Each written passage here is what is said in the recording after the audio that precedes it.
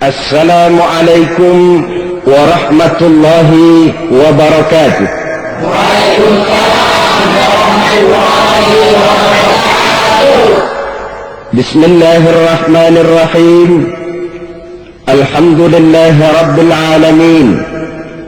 Wassalatu wassalamu ala asyrafil anbiya'i wal mursalin Sayyidina wa maulana Muhammadin wa ala alihi wa ashabihi al-mujahidin at-tahirin, amma ba'du. Saudara-saudara kaum muslimin rahimakumullah, setiap orang dalam kehidupan ini selalu berusaha mencari sesuatu yang bernama bahagia. Setiap hari sejak matahari terbit di sebelah timur yang disambut dengan kicau murai di dahan dan kokok ayam di kandang, dunia ini penuh dengan berbagai macam kesibukan. Sejak dari petani yang turun ke ladang, pedagang yang berangkat ke pasar, pelajar yang menuju sekolah, sampai kepada pegawai yang berangkat ke kantor, seluruhnya tidak lain untuk mencari sesuatu yang bernama bahagia. Setiap orang menginginkan kebahagiaan, dan tidak seorang pun menginginkan kesengsaraan dalam kehidupan ini.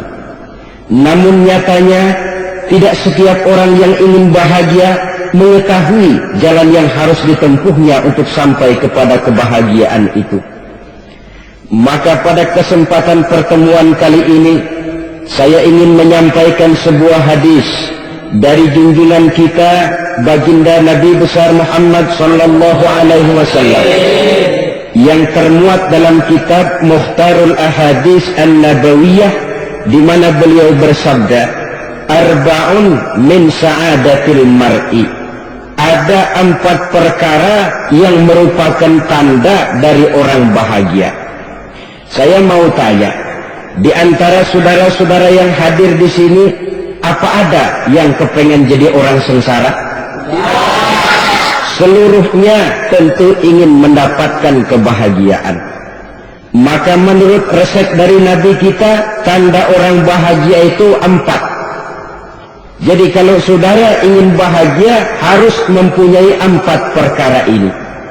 Yang pertama, orang bahagia itu kata Nabi, darun wasi'un, punya rumah biar bagus asal gede.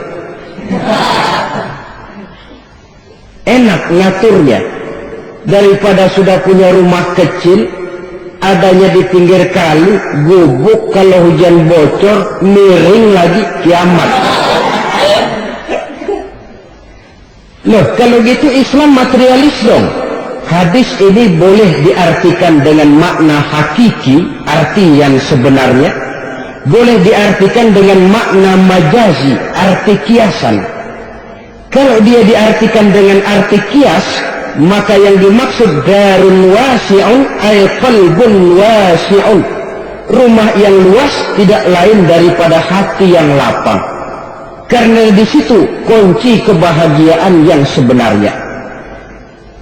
Walaupun kita cuma tinggal di petak berukuran 2 kali 3 meter, kalau hati kita luas-luas rasanya rumah itu. Tapi biar rumah kita halamannya saja puluhan ribu hektar, ada kolam renangnya, kamar tidurnya tidak lagi terhitung, kalau hati yang menempati rumah itu sempit, maka akan terasa sempit jugalah rumah itu. Tempat bergantungnya tidak lain adalah hati. Marilah kita mencoba melihat berbagai pandangan orang tentang bahagia ini. Ada orang menyangka bahwa bahagia itu kalau dia mendapatkan harta yang sebanyak-banyaknya. Siapa yang banyak harta, dialah raja. Apa yang dia mau, seluruhnya bisa dibeli. Keamanannya, dia bisa menyewa petugas. Seluruh fasilitas untuk menyenangkan kehidupannya bisa dibeli. Pendeknya, hartalah segala-galanya dalam kehidupan. Sampai ada pepatah mengatakan, innad darahima fil amakini kulliha taksur rijala mahabatan wa jalala. Sesungguhnya harta, dinar, dirham, uang di mana-mana selalu bikin hebat orang yang memilikinya. Coba lihat, orang yang punya duit sama yang enggak punya duit, jangan gaya hidupnya, gaya jalannya aja lain. Wahia lisanun liman arada fasahatan, wahia silahun liman arada qitala. Uang adalah senjata yang paling ampuh bagi orang yang mau pergi perang, dan lidah yang paling fasih bagi orang yang mau bicara. Kalau bicara dengan lidah macet, cobalah bicara dengan harta, lancar. Sampai ada pepatah demikian, segalanya bisa diatur dengan harta. Maka di kalangan orang yang berpandangan semacam itu, seluruh kegiatan hidupnya hanya terfokus kepada bagaimana mengumpulkan harta yang sebanyak-banyaknya. Tidak peduli halal haram, tidak kenal sore pagi siang dan malam, tidak sempat sujud, jauh dari agama, jauh dari kehidupan yang bersifat ruhaniyah, jauh dari Allah dan sebagainya. Sampai dalam Al-Quran dikelompokkan dalam kelompok yang dinamakan lumazah. Allazi jama'a malahu wa 'addada yahsabu anna malahu akhlada. Mereka mengumpulkan harta sebanyak-banyaknya dan menyangka bahwa harta yang banyak itu dapat mengekalkan hidupnya, mengekalkan kekayaannya, mengekalkan kebahagiaannya.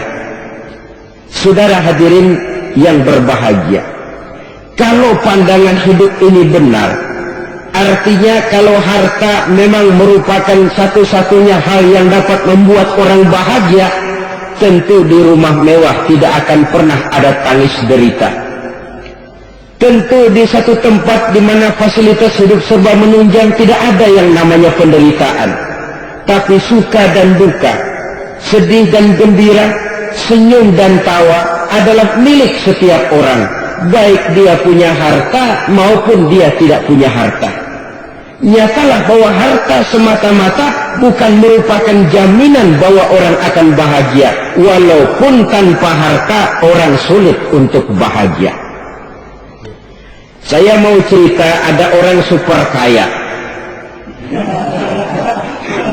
namanya Aristotle Onassis, raja tanker Yunani. Dia punya kapal tanker saja konon sampai 11 banyaknya. Punya perusahaan penerbangan yang disebut Olympic Airlines. Punya hotel di berbagai kota besar di dunia ini, sejak dari New York, London, Paris, Rome dan sebagainya. Bahkan punya pulau yang dia namakan Pulau Scorpio. Ini kan namanya sudah kaya nggak tanggung-tanggung, punya pulau. Nah, dia punya 2 orang anak, yang satu laki-laki namanya Alexander, yang satu perempuan namanya Maria Onassis. Seluruh harapannya tertumpah kepada anak lakinya Alexander ini, yang akan meneruskan usahanya, meneruskan kekayaannya, meneruskan dinastinya. Apa yang terjadi? Ternyata anak yang dia harapkan yang bernama Alexander ini mati muda dalam kecelakaan pada waktu dia olahraga. Apa olahraganya? Namanya olahraga anak orang kaya, golongan jet set. Olahraganya olahraga pesawat terbang. Jatuh, ya nggak kakuut, habis mati. Tinggal satu anak perempuannya, Maria Onassis. Tapi anak perempuan ini juga malah urakan. Terakhir dia pacaran, bahkan kemudian kawin sama orang Rusia. Rupanya Aristotle Onassis ini broken. Kekayaannya yang berlimpah ruah, perusahaannya yang begitu banyak, siapa yang akan meneruskan? Siapa yang akan menggantikan? Sampai kemudian dia mengurung diri di Pulau Scorpio dan mati di sana secara mengenaskan. Seorang multi jutawan, seorang yang super kaya, mati menyendiri di pulau sepi. Ibarat kata pepatah, anak ayam mati di lumbung. Bukan kekurangan makanan, keurugan makanan. Begitu kehidupan Aristotle Onassis. Dan banyak orang-orang yang sudah demikian kaya sampai dibingungkan oleh kekayaannya sendiri. Telusurilah kehidupan David Rockefeller misalnya, Henry Ford misalnya, Adnan Khashoggi misalnya, multi jutawan yang kadang-kadang dibuat keder oleh kekayaannya sendiri. Pantas ketika Imam Ali ditawarkan orang, ya Ali, kalau kepadamu disuruh pilih ilmu atau harta, kau pilih mana? Ya jelas pilih ilmu dong. Kenapa? Pertama, ilmu kalau kita berikan kepada orang lain tambah. Tapi harta kalau kita berikan kepada orang lain kurang. Saudara punya uang 10.000, dibagi orang 5.000, jelas uang saudara berkurang. Tapi saudara punya ilmu diberikan kepada orang lain bisa, saudara pun makin mantap. Tidak lantas jadi bodoh karena ngajarin orang. Saudara bisa Fatihah, lalu mengajarkan orang Fatihah. Orang bisa, saudara pun makin hafal. Tidak lantas setelah diajarin orang ilmunya hilang. Begitu datang dia minta orang, tolong ajarin saya Fatihah, udah habis, nggak ada.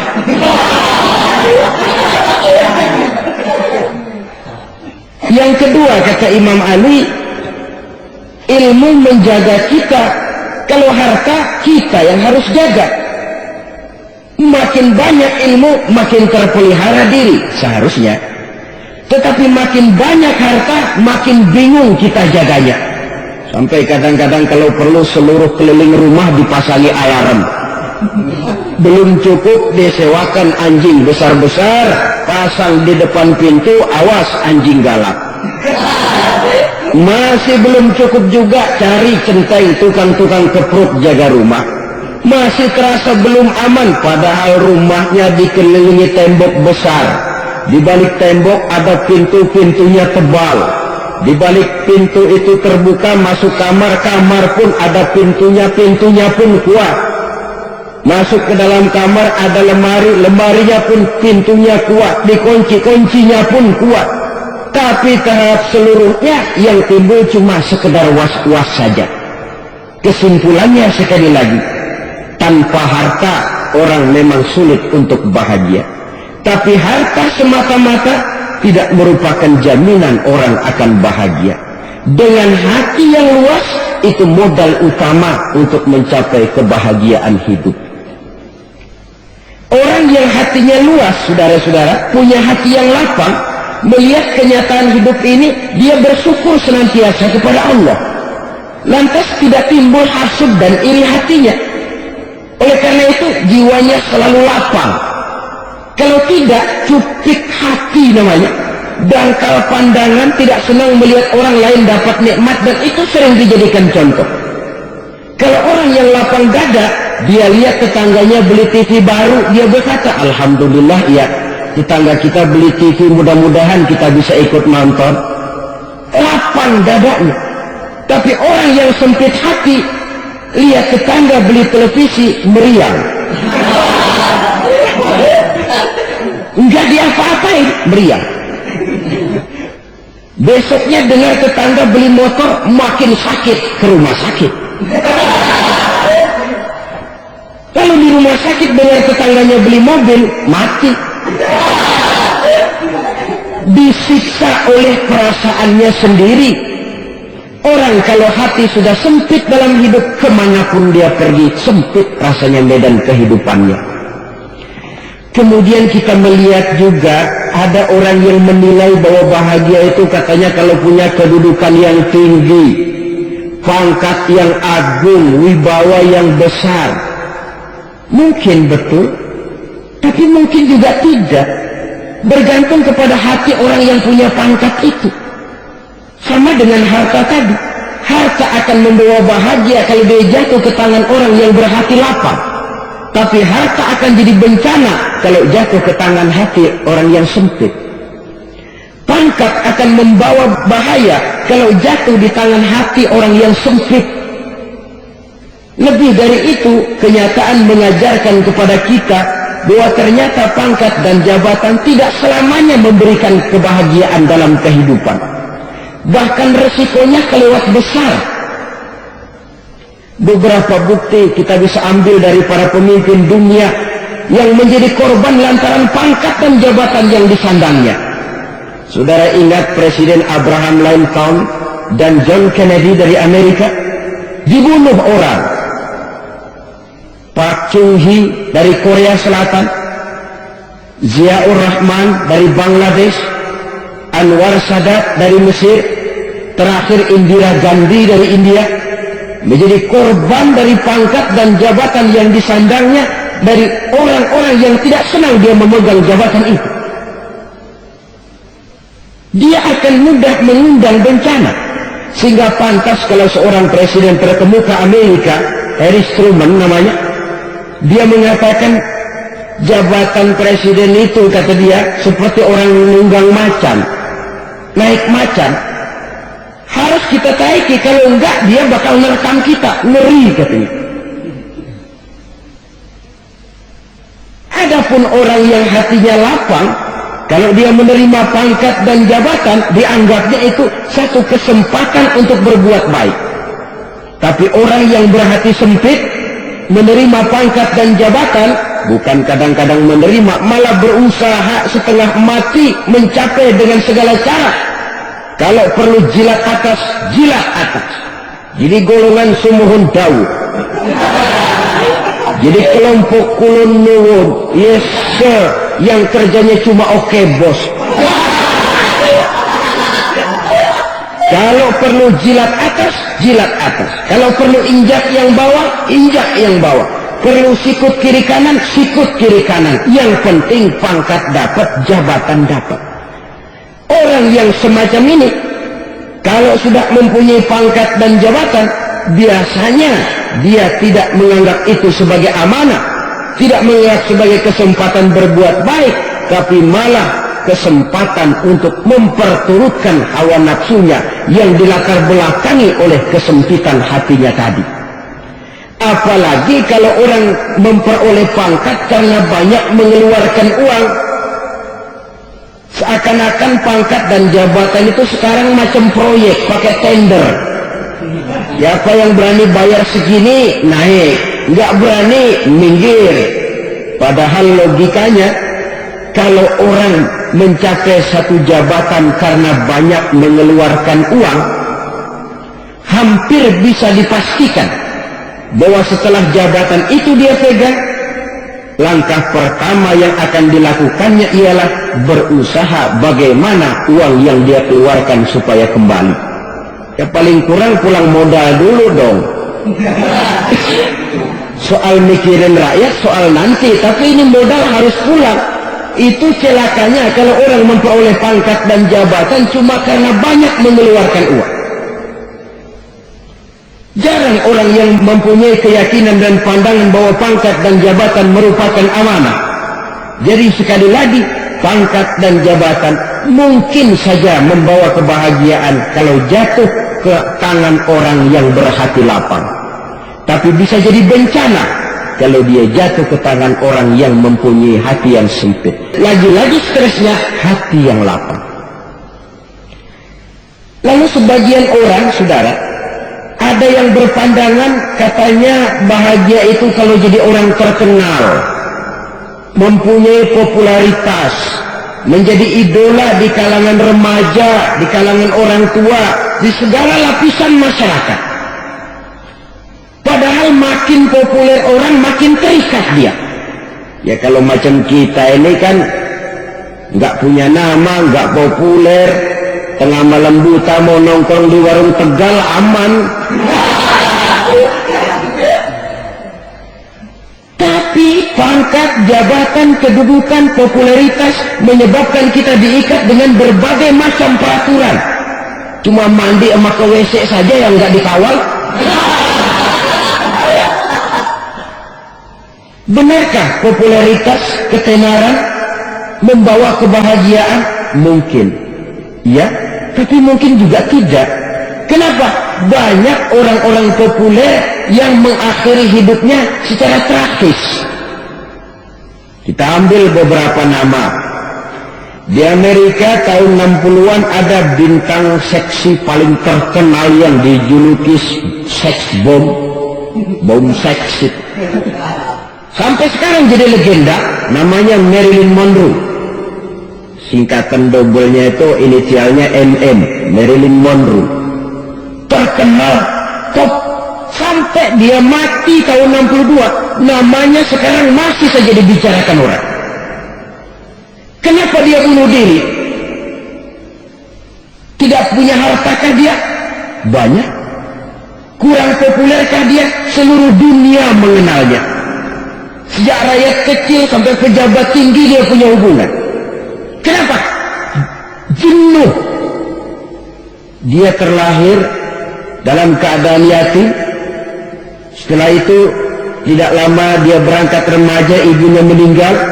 Pindah dari wanita asuh ke wanita asuh sampai 12 orang ibu angkatnya.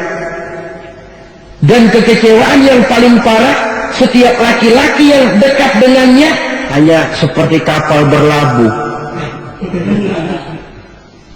Datang dan pergi silih berganti, padahal dia merindukan seseorang yang bisa melindungi hidupnya. Dia rindukan itu dan dia tidak pernah menemukan.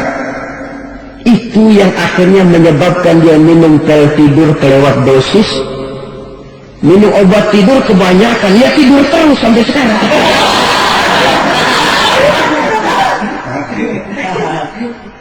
Dia mengakui, saya telah memiliki ketenaran, tapi saya tidak pernah hidup dalam ketenaran itu. Saya pandai main sandiwara, tapi saya ingin hidup dalam alam yang real sebagaimana umumnya orang. Itu yang dia rindukan. Menyusul jejak yang namanya Marilyn Monroe ini, Billie Holiday, saudara kenal tentu, di rumah sakit dirawat. Dia juga minum obat overdosis, mati lagi. Jimi Hendrix minum obat tidur overdosis kelewat batas, mati lagi. Lalu yang menghanyutkan diri di danau, Janis Joplin dan Brian Jones. Ini orang-orang populer, orang-orang terkemuka yang mengakhiri hidup secara tragis, bukan karena tidak terkenal, mungkin karena sudah saking terkenalnya. Contoh paling belakangan, Bruce Lee. Wah, ini tukang-tukang keprok tentu kenal siapa dia. Sampai sekarang pun takdir kematiannya masih merupakan misteri. Dan yang masih hidup juga menunjukkan gejala yang aneh. Michael Jackson, rumahnya di Beverly Hills itu dijaga sedemikian rupa, dan dia selalu curiga kepada setiap makanan harus steril, bersih dari segala macam kimia. Kemana dia pergi, itu tukang-tukang keprok sudah selalu menjaga dan mengawal, dan dia seakan takut menunjukkan mukanya yang asli. Hingga kalau tampil ke tengah di luar show, dia kadang memakai pakaian yang tidak menunjukkan dia yang sebenarnya, takut dikenali orang. Ternyata popularitas sering jadi momok yang meracuni kehidupan manusia. Oleh karena itu, benarlah junjungan kita pada saat beliau mengajarkan orang akan bahagia kalau dia mempunyai hati yang lapang. Nah, sekarang masalahnya untuk mendapatkan hati yang lapang, caranya bagaimana? Kita kembali kepada konsep Quran. Allah mengajarkan, ala inna bi dzikrillahi tatma'innul qulub. Ketahuilah bahwa dengan banyak mengingat Allah, hati akan tenang, jiwa akan lapang. Dengan kata lain, dekat dengan agama, merasakan kehadiran Allah dekat dalam hidup, itu muara pertama untuk mencapai hati yang lapang. Ala inna bi dzikrillahi tatma'innul qulub. Jangan macam orang sekarang ingin mendapatkan ketenangan lalu tapak di puncak gunung, di gua-gua, di tempat sepi. Iyalah kalau nggak ada ular. Kalau bergigit ular berbisa, ketenangan belum, mati jelas itu. Islam positif untuk mendapatkan ketenangan. Ala inna bi dzikrillahi tatma'innul qulub. Bahwa ketahuilah bahwa dengan banyak mengingat Allah, hati akan tenang, jiwa akan lapang, nuansa pikiran akan luas. Karena yang namanya bahagia ada dimanapun manusia berada. Di kampung ada bahagia, di kota ada bahagia. Di ngarai, di lembah, di gunung, di hutan, di lautan, di angkasa luar. Dimanapun bahagia itu ada kalau kita bermodalkan hati yang lapang ini. Dan hati akan lapang kalau kita dekat dengan agama. Dekat dengan harta buat sementara hati mungkin tenang. Tapi ketenangan yang relatif dan temporer. Apalagi orang tiap kali tambah harta, tiap kali tambah rencana. Itu wajar. Mungkin sebelumnya saudara berpikir, kalau punya duit 5.000 enak nih. Begitu punya duit 5.000, aduh sayang kalau 10.000 aja. Tiap kali tambah harta, tiap kali lain rencana. Makin banyak rencana, makin menjauhkan kita dari yang namanya ketenangan. Padahal ketenangan merupakan unsur utama untuk mencapai bahagia. Dan ketenangan itu bermuara dalam hati manusia. Tengoklah kehidupan ini. Orang yang banyak harta dengan orang miskin, berbedakah rasa sakit yang mereka tanggungkan? Rasanya tidak. Walaupun si kaya tidur di kasur empuk berselimutkan sutra mahal, sementara si miskin meringkuk di balai bambu yang keras dan kasar. Apabila maut datang, dia juga tidak pernah pilih bulu. Maut datang menyebut si kaya di singgasana keemasannya, dikelilingi oleh para pengasuh, dayang dan idang serta para pengawal. Dan maut pun datang menjemput si miskin papa sehingga ia tergelepar di tepian jalan. Kedua-duanya bernama mati. Kalau nyata bahwa sakit yang ditanggung si kaya tidak beda dengan sakit yang ditanggung si miskin, bukan harta semata yang membuat orang bahagia. Hati yang tenang, jiwa yang lapang penuh kedamaian. Karena banyak berzikir dan mengingat Allah, itu merupakan modal utama untuk mencapai sesuatu yang bernama bahagia.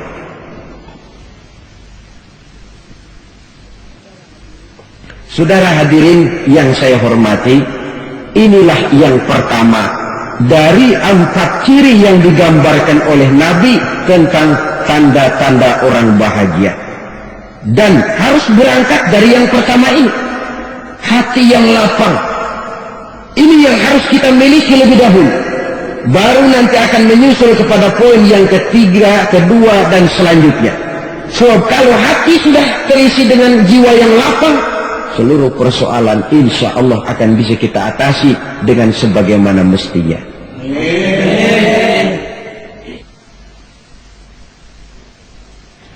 Yang kedua sekarang, tanda orang bahagia menurut baginda Nabi, markabun syariah. Orang bahagia itu, kata beliau, punya kendaraan biar cepat asal lancar. Artinya kemana dia mau pergi mudah. Apa maksud hadis ini? Kalau kita kaji lebih dalam, kendaraan itu kan alat transportasi. Transportasi tidak lain adalah usaha memudahkan komunikasi. Pindah dari situ kepada teori bahwa manusia adalah zon politik, makhluk bermasyarakat yang tidak bisa memenuhi kebutuhan hidupnya secara sendirian. Kita memerlukan keberadaan orang lain dalam kehidupan ini. Untuk memakai baju saja kita sudah perlukan petani yang tanam kapas, pabrik yang memintal kapas jadi benang, pabrik yang menenun benang jadi kain, sampai kepada mesin jahit. Yang kedua sekarang, tanda orang bahagia menurut baginda Nabi, markabun syariah. Orang bahagia itu, kata beliau, punya kendaraan biar cepat asal lancar. Artinya kemana dia mau pergi mudah. Apa maksud hadis ini? Kalau kita kaji lebih dalam, kendaraan itu kan alat transportasi. Transportasi tidak lain adalah usaha memudahkan komunikasi. Pindah dari situ kepada teori bahwa manusia adalah zon politik, makhluk bermasyarakat yang tidak bisa memenuhi kebutuhan hidupnya secara sendirian. Kita memerlukan keberadaan orang lain dalam kehidupan ini. Untuk memakai baju saja kita sudah perlukan petani yang tanam kapas, pabrik yang memintal kapas jadi benang, pabrik yang menenun benang jadi kain, sampai kepada mesin jahit, sampai kepada tukang jahit. Itu cuma untuk memakai pakaian saja. Tidak seorang pun di antara kita yang sanggup memenuhi kebutuhan hidupnya secara sendiri. Kita perlu orang lain. Maka kebebasan dalam arti mutlak, kebebasan tanpa batas, itu tidak mungkin ada dalam kehidupan. Karena kita mengadakan yang disebut interaksi sosial. Setiap kegiatan kita tentu melibatkan orang lain. Menurut kita barangkali kita bebas jalan di jalan raya semaunya, tapi orang lain berkendaraan pun merasa bahwa ini ada juga jalan haknya, dan begitu selanjutnya. Oleh karena itu, maksud dari kendaraan yang cepat ini adalah khulaqa'uhu ma'as sholihin. Lingkungan pergaulannya terdiri dari orang-orang soleh. Pergaulannya luas. Kemana dia pergi ada temannya. Kesulitannya ada tempat dia cerita. Dan kesulitan kalau sudah diceritakan kepada orang lain, taruh kata orang itu tidak bisa menolong, namun menceritakannya kepada orang yang kita percayai, kan paling kurang sudah mengurangi beban jiwa, mengurangi tanggungan batin, merasa masih ada tempat kita cerita. Maka lebih baik orang awam yang mau bergaul ketimbang orang setengah alim tapi ngunci pintu. Sebab nantinya akan timbul sikap picik, cuplik pandangan, dan tidak luas menghadapi kenyataan dalam kehidupan ini. Namun yang harus kita garis bawahi, pergaulan memang mesti luas. Namun jangan sekali-kali lupa bahwa pergaulan sangat besar pengaruhnya dalam ikut membentuk kepribadian manusia. Sehari-hari bisa kita bilang, kalau kita dekat sama tukang minyak wangi, sekalipun nggak dibagi minyaknya, baunya tentu dapat. Betul? Tapi dekat sama tukang elas, walaupun nggak kena apinya, asapnya mesti kena. Kalau Syauqi mengatakan lebih jelas lagi, man asyaral asrafa asa musarrafan wa muasyiral anzali ghairu musarrafin. Awalam taral jildal hakira muqabbalan bisagri lamma sara jildal mushaf. Siapa yang bergaul dengan orang mulia, dia bakal ikut menjadi mulia. Tapi siapa yang berteman dengan orang hina, dia tidak bakal ikut menjadi mulia. Tidakkah kau lihat, kata Syauqi, kulit kambing yang hina pun dicium orang ketika menjadi kantong Quran. Kulit kambing hina, kalau dia sendirian gak ada yang mau cium.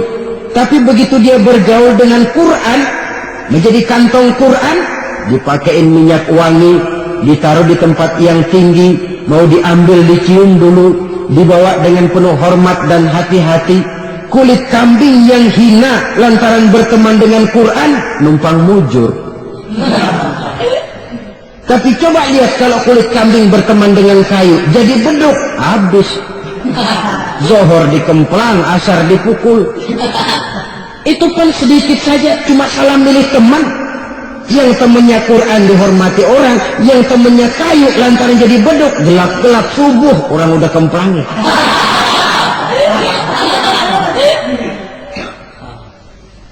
Maka terutama kepada adik-adik remaja yang masih mencari identitas diri, yang ibarat kaset masih kaset kosong, mudah diisi oleh apapun, pandai-pandailah memilih teman dalam bergaul. Karena banyak orang yang tadinya baik-baik, ketika terseret dalam pergaulan dengan orang yang tidak baik, kebaikannya menjadi lentur dan luntur. Tapi berapa banyak bajingan-bajingan tengik, orang-orang orang yang berumur noda dan dosa, tiap hari melakukan maksiat, namun bergaul dengan orang yang baik-baik, pada akhirnya sedikit demi sedikit beringsut dan berangsur dia terbiasa mengikuti kebaikan-kebaikan. Saya tekankan ini kepada remaja karena mereka masih mencari identitas diri. Apa yang mereka lihat mereka mau, apa yang mereka dengar mereka ingin tahu. Coba lihat kehidupan remaja. Pulang nonton film Rambo, pengen jadi Rambo, gagah, maunya belekai melulu. Pulang nonton film Superman, pengen bisa terbang. Pulang nonton India, nyanyi melulu. Wajar, mereka masih mencari identitas diri. Saya ini sebenarnya siapa? Lingkungan, pergaulan akan membentuk itu. Karena itu pandai-pandailah bergaul, karena ia sangat besar pengaruhnya dalam ikut membentuk kepribadian manusia. Apalagi sifat yang jelek lebih cepat menularnya ketimbang sifat yang baik. Sifat yang baik, watak yang soleh itu lambat sekali untuk menular. Tapi yang tidak baik, kan prosesnya mah kalau remaja biasanya mula-mula dengar. Karena dengar lalu pengen tahu. Karena pengen tahu lalu ngeliatin. Begitu ngeliatin kan pengen nyobain. Setelah nyobain ketagihan. Ini prosesnya. Yang namanya ganja, morfin, narkotik awalnya kan begitu. Mula-mula dengar, katanya kalau sudah fly to the sky, sudah melayang ke langit katanya, disitulah puncak kebahagiaan. Mulanya cuma dengar. Karena dengar pengen tahu, karena pengen tahu lalu ngeliat, kumpul sama orang yang suka ngeganja. Setelah ngeliat, nah pengen ngerasain. Begitu ngerasain enak juga, ketagihan.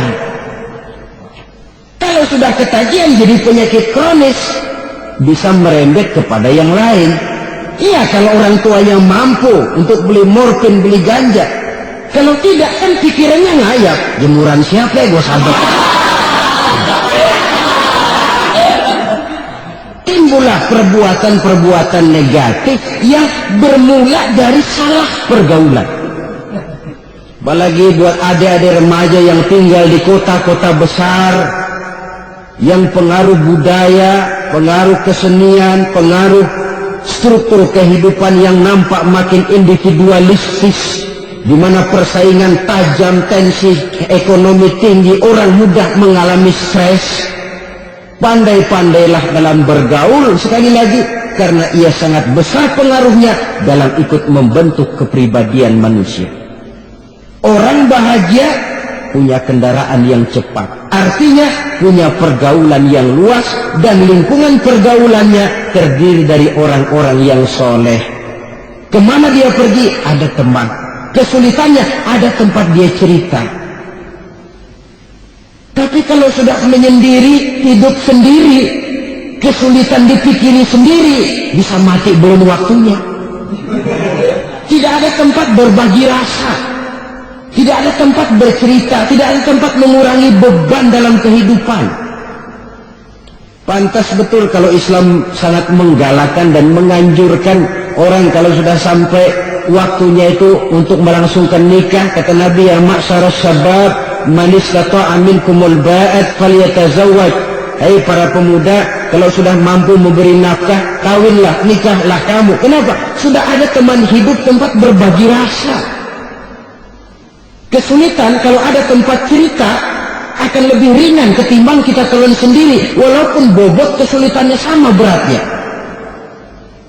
Saudara-saudara kaum muslimin rahimakumullah, inilah ciri yang kedua, punya kendaraan biar cepat asal lancar. Kemana kita mau pergi gampang. Dengan kata lain, setelah hati yang luas, pergaulan yang luas. Dua. Yang ketiga sekarang, tanda orang bahagia itu menurut Nabi, misbahun mudhi'un, punya lampu yang terang. Oh, itu enggak problem. Sekarang sudah zamannya listrik masuk desa, Pak. Lampu sudah terang semua. Betul, kalau itu yang dimaksud. Tapi tidak cuma itu. Karena lampu yang dimaksud di sini, lampu yang akan menerangi seluruh perjalanan hidup. Dan perjalanan hidup itu sudah dimulai sejak kita terlahir ke alam ini, sampai masuk ke alam barzakh, kumpul di padang mahsyar, sampai ke akhirat. Lampu yang menerangi itu yang diperlukan. Kalau lampu, katakanlah yang paling top sekarang kan lampu jenis Mercury. Taruhlah itu di rumah kita, dia cuma menerangi rumah kita, menerangi hati pun tidak sanggup. Bila kita masuk ke alam barzakh, alam kubur, sanggupkah si Mercury yang begitu terang menerangi alam barzakh kita? Tidak sanggup lagi. Sanggupkah lampu yang ratusan watt, bahkan puluhan ribu watt menerangi kehidupan di padang mahsyar? Tidak akan sanggup lagi. Kalau demikian, yang dimaksud lampu yang terang di sini apa? Tidak lain amal saleh, kebajikan yang kita lakukan dalam hidup. Itu yang akan jadi lampu penerang. Di dunia nama kita akan terang, jasad kita boleh hancur terkubur tanah, tapi nama kita akan dikenang orang. Begitulah kalau orang meninggalkan kebajikan dalam hidup seperti sekarang. Ribuan orang tiap saat berziarah ke kubur Imam Syafi'i, ke kubur Imam Malik, ke kubur Imam Ghazali, ke kubur orang yang baik-baik, orang yang soleh-soleh. Kebajikannya yang ditinggalkan, yang mengukir namanya dengan tinta emas, sehingga saudara sudah terbaring di alam kubur. Orang lewat, Allah, ini kuburannya Fulan bin Fulan, dulu ini kebaikannya Masya Allah, saya ikut merasakan. Mari kita mampir sebentar, kita Fatihah, mohon disampaikan Allah pahalanya kepada almarhum. Al-Fatihah. Itu kalau orang baik-baik. Lalu saudara tanya, Pak, orang mati dikirimin Fatihah apa nyampe pahalanya? Saya jawab, kalau saudara nggak percaya, mati dulu dah. Nanti saya Fatihain, tungguin di sana, umpama nggak sampai balik lagi kemari. Oh, sekarang ini kan maunya otak-otakan saja, kalau nggak masuk otak nggak percaya. Padahal alam gaib itu nggak bisa diotak-otakin. Sama saja dengan saudara pernah dengar cerita kapal tanpa emas tenggelam kan? Pernah nggak? Di mana? Nah, di laut Masa Lembo. Begitu ke Kampung Mas tenggelam, ratusan penumpang itu terjun ke laut, dipermainkan gelombang, berjuang menghadapi maut. Orang lagi timbul tenggelam di lautan, dihantam ombak, kita tengokin pakai helikopter. Pak, lagi timbul tenggelam ya? Iya, tolongin. Jangan khawatir Pak, nih saya kirim intan Pak, harganya 10 juta. Kira-kira orang yang timbul tenggelam di laut seneng nggak? Kan mahal toh intan 10 juta. Kenapa dia nggak senang? Karena intan 10 juta dalam kondisi seperti itu tidak sanggup menyelamatkan dia. Dia akan girang kalau dikirimin ban mobil bekas, dikirimin papan kerentang atau bambu. Intan yang 10 juta dia nggak girang, ban mobil bekas yang 1000 perak tuh pegang, itu yang dia girang betul. Inilah sebabnya Nabi berkata, mal mayyitu fi qabrihi illa kal ghariqil mutaghawwis. Orang yang meninggal di alam kuburnya seperti orang timbul tenggelam di lautan. Yantaziru da'watan min ahli, menunggu doa dari keluarganya yang masih hidup. Duh, bapak saya sudah meninggal, saya sayang benar sama dia. Kirimin kulkas ke kuburannya Itu sama saja dengan tadi orang tenggelam di lautan dikirimi intan yang harganya 10 juta, tidak sampai. Begitulah kalau kebajikan yang kita tinggalkan dalam hidup, sudah mati pun kubur kita masih diziarahi orang. Tapi kalau jahat yang kita tinggalkan, boro-boro lah orang mau doa lewat dekat kuburan kita juga serem. Tuh bajingan loh, dulu mati dipendam di situ tuh. Jangan lewat situ, ntar kesurupan, jangan. Lewat saja orang ngeri. Konon lagi membacakan Fatihah dan mengirimkan doa. Hidup pada hakikatnya adalah kesempatan untuk berbuat baik. Maka sekali kesempatan itu diberikan, manfaatkan dengan sebaiknya, sebab kesempatan kedua tidak akan pernah ada. Kesempatan berbuat baik di sini, di akhirat sudah pembalasan namanya. Sekali kesempatan itu dicabut, dia tidak akan pernah dikembalikan lagi. Kata Iqbal, hidup tidak mundur ke belakang, Bung. Berhenti diinjak orang, mundur hancur. Tidak ada kata mundur dalam hidup ini. Berhenti diinjak orang, mundur kecebur. Tidak ada kata lain, harus maju dalam kehidupan dalam artian yang positif. Hidup adalah kesempatan untuk mengumpulkan kebajikan yang sebanyak-banyaknya. Di situ nilai daripada manusia. Sekarang ini memang nggak kelihatan kok, orang yang banyak pahala sama yang banyak dosa nggak kelihatan kok. Barangkali kalau habis bikin dosa palanya pada benjol, mungkin orang takut sama dosa. Tapi sekarang sama saja, orang yang banyak dosa dengan yang nggak banyak dosa jalan bareng dari belakang, sama, nggak kelihatan beda. Tapi ada waktunya di mana pahala memegang peranan, di mana dosa diperlihatkan. Sama saja kalau kita bawa mobil siang, lampu kan nggak begitu berfungsi. Apa lalu bilang, alah ini lampu berat-beratin, copot-copotin aja dah.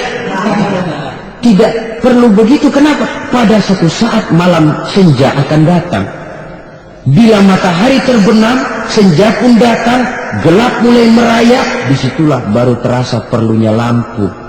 Pahala begitu.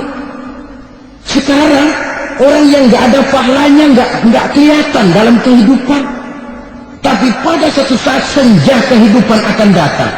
Ajal merenggut nyawa, malam merayap, dan hidup mulai diliputi kegelapan di alam barzah. Dikala itu kalau nggak punya lampu, alangkah malangnya kita. Sebab amal yang baik, kata Nabi, di alam barzah itu akan diciptakan menjadi perempuan yang cantik menemani kita. Amal yang jahat akan menjadi orang yang paling jelek nemenin kita. Udah di tempat gelap yang nemenin jelek.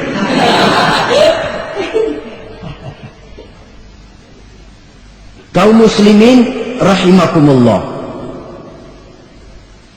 kalau demikian masalahnya, tergantunglah kita pandai memanfaatkan waktu. Al-waktu kasayf, waktu itu cepat sekali. Yang namanya waktu itu tahu-tahu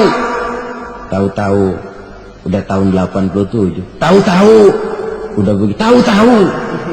Yang kemarin anak-anak, sekarang udah pada punya anak.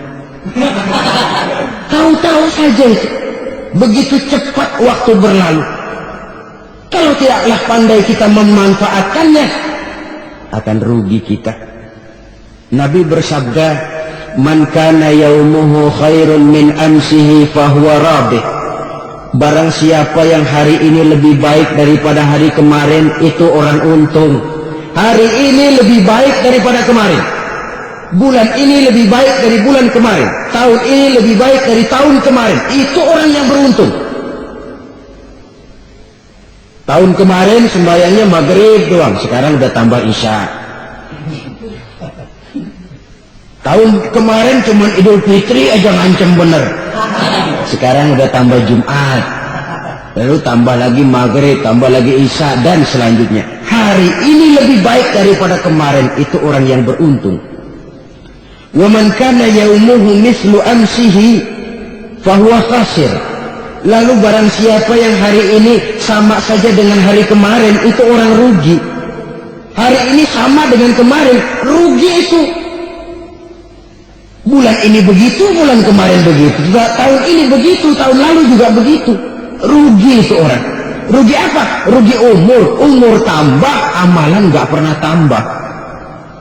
Dan saya pikir lebih merupakan azab ketimbang nikmat kalau orang dikasih panjang umur cuma untuk numpuk dosa. Mending mana? Panjang umur banyak dosa sama pendek umur dikit dosa? Mending mana? Mending mana? Ya, paling mending tentu panjang umur banyak pahala. Tapi kalau tidak, sekali lagi, lebih merupakan azab ketimbang nikmat kalau orang diberikan panjang umur tapi cuma untuk sekedar menumpuk dosa, kehilangan kesadaran bahwa dunia bukan terminal akhir dari suatu perjalanan. Dia cuma halte di mana kita berhenti sebentar untuk menuju kepada terminal yang hakiki. Saudara-saudara kaum muslimin rahimakumullah, inilah lampu yang akan menerangi kehidupan, amal yang kita lakukan di dalam kehidupan. Jadi yang dimaksud dengan lampu yang terang, kebajikan yang kita kerjakan dalam hidup. Nah, setiap orang di awal tadi saya bilang ingin bahagia. Bahagia itu kan hakikatnya kumpulan senang dan selamat. Senang, selamat. Apa bedanya? Senang tapi tidak selamat, nggak bahagia. Selamat tapi nggak senang, nggak bahagia orang. Contoh, kalau orang korupsi, duitnya banyak, senang dia, tapi keselamatannya. Ada tentara baris di samping rumahnya udah bingung, padahal tentara latihan. Tentara cuma latihan, dia bingung. Senang, tapi karena keselamatannya tidak terjamin, dia tidak bahagia. Sebaliknya pegawai negeri jujur benar, cuma segaji-gajinya, selamat gak korupsi, tapi melarat, ya nggak bahagia juga, kurang senang. Kesenangan dan keselamatan untuk dunia saja, ya sekali lagi, kalau cuma sekedar untuk dunia saja, bisa dibeli pakai uang. Bisa dibeli pakai uang. Saudara ingin selamat, bisa dibeli pakai uang. Saudara ingin senang, bisa dibeli dengan uang. Tapi setelah mati, masuk ke alam barzah, habis kekuasaan uang. Nggak bisa lagi beli keselamatan pakai uang. Tidak mungkin lagi membeli kesenangan dengan uang. Di situ pahala yang megang peranan. Makin banyak pahala, makin banyak saham untuk membeli kesenangan dan keselamatan, untuk memperoleh yang namanya bahagia. Dan jangan lupa loh, di alam barzah kita nggak sebentar menunggu datangnya kiamat. Nah iya, kalau kita begitu dikuburin terus kiamat datang, untung. Tapi kalau masih harus 1000, 2000, puluhan ribu tahun yang akan datang dalam satu penantian yang begitu lama tanpa saham untuk memperoleh kebahagiaan, satu kemalangan yang tidak ada pernah putus-putusnya. Janganlah tergelincir oleh kebahagiaan sebentar yang menipu dengan mengorbankan kebahagiaan hakiki yang berjangka panjang. Apa artinya senyum sejenak kalau harus ditebus dengan tangis seumur hidup? Biarlah kita minum jamu, pahit memang, getir memang, tapi kan besok badan sehat. Daripada sekarang minum sirup, manis memang, enak memang, tapi bibir pada jontor besoknya. Sirawan, batuk, nggak karu-karuan. Banyak orang tertipu oleh kesenangan yang sebentar, padahal laisa kullu ma yalma'u zahaban. Belum tentu semua yang berkilat itu emas, belum tentu semua yang gemerlap itu intan. Karena itu marilah manfaatkan kesempatan yang diberikan Allah ini untuk mengumpulkan kebajikan yang sebanyak-banyaknya. Yang terakhir sekarang, yang keempat, tanda orang bahagia kata Nabi, zaujatun salihah. Orang bahagia itu tanda yang keempat kata Nabi, punya istri biar cakep asal taat. Udah surga itu juga, cakep taat. Istri kayak gitu, kalau belum mati jangan dikuburin dulu. Sudah cakep taat lagi. Tapi kadang-kadang enggak, udah jelek ngadat melulu. Apa yang mau dipilih? Sebab itu Quran mengatakan istri pakaian untuk suami, suami pakaian untuk istri. Kenapa suami istri diibaratkan pakaian? Alangkah tingginya gaya bahasa Quran ini. Suami istri teman hidup, hidup perjalanan panjang. Sejak kita dalam rahim sudah ada hidup kan di sini. Sampai ke alam dunia, masuk ke alam barzah, kumpul di padang mahsyar, sampai menuju akhirat, itu perjalanan hidup. Carilah istri atau suami, teman hidup yang membawa manfaat tidak hanya kehidupan di dunia ini, sampai di alam barzakh, sampai di padang mahsyar. Suaminya mungkin meninggal lebih dulu, atau istrinya mungkin meninggal lebih dulu, tapi suami atau istri yang masih hidup berbuat kebajikan. Suami saya meninggal, ada hartanya, saya sedekahkan, niat pahala untuk almarhum suami saya. Ini teman hidup, tidak dibatasi dan tidak bisa dipisahkan oleh maut sekalipun. Zohirnya mungkin pisah, badannya mungkin pisah, tapi hatinya, jiwanya, kebersamaannya dalam menghadapi kehidupan. Karena itu, saudara-saudara, bahasa Quran indah. Suami istri diibaratkan seperti pakaian. Apa fungsi pakaian? Pertama, pakaian jadi kebanggaan. Artinya suami harus menjadi kebanggaan istri, istri harus jadi kebanggaan suami. Yang kedua, pakaian itu kan fungsinya menutup aurat. Artinya sesama suami istri harus saling menjaga kekurangan masing-masing. Jangan malah sesama suami istri saling membongkar rahasia dan aibnya sendiri-sendiri. Istrinya diceritain jeleknya di mana-mana, atau suaminya dibongkar rahasianya di pasar umum. Itu sudah tidak lagi berfungsi sebagai pakaian. Kenapa semua ini diperlukan? Karena kita menyadari bangsa yang baik terdiri dari masyarakat yang baik. Masyarakat yang baik merupakan susunan dari warga yang baik. Warga yang baik adalah terdiri dari rumah tangga yang baik, dan rumah tangga yang baik merupakan susunan dari pribadi yang baik. Dari situ langkah dimulai. Membangun satu bangsa yang baik diawali dengan membangun rumah tangga yang baik, dengan menciptakan pribadi yang baik, sehingga dari sini diharapkan berkembanglah nilai-nilai kebaikan. Orang akan bahagia mempunyai istri yang soleh. Kenapa?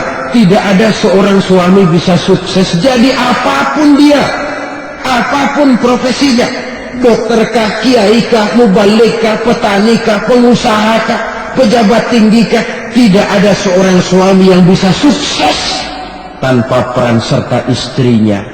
Walaupun memang peranan itu tidak begitu kelihatan, tapi sangat menentukan. Karena itu, saudara hadirin yang saya hormati, Islam sangat menghargai kaum wanita, memberikan kedudukan yang tinggi sepanjang tidak mematikan kodrat kewanitaannya. Nah, kalau sudah kesuksesan ini diawali dari rumah tangga, karier di masyarakat mudah untuk dikejar. Tapi keberantakan di rumah tangga merupakan kegagalan pertama di tempat lain. Nah, inilah saja yang dapat Al-Fakir sampaikan pada pertemuan kali ini. Terima kasih banyak atas segala perhatian. Mohon maaf atas segala kekurangan. Usikum wa nafsi bitaqwallah. Wassalamualaikum warahmatullahi wabarakatuh. Waalaikumsalam warahmatullahi wabarakatuh.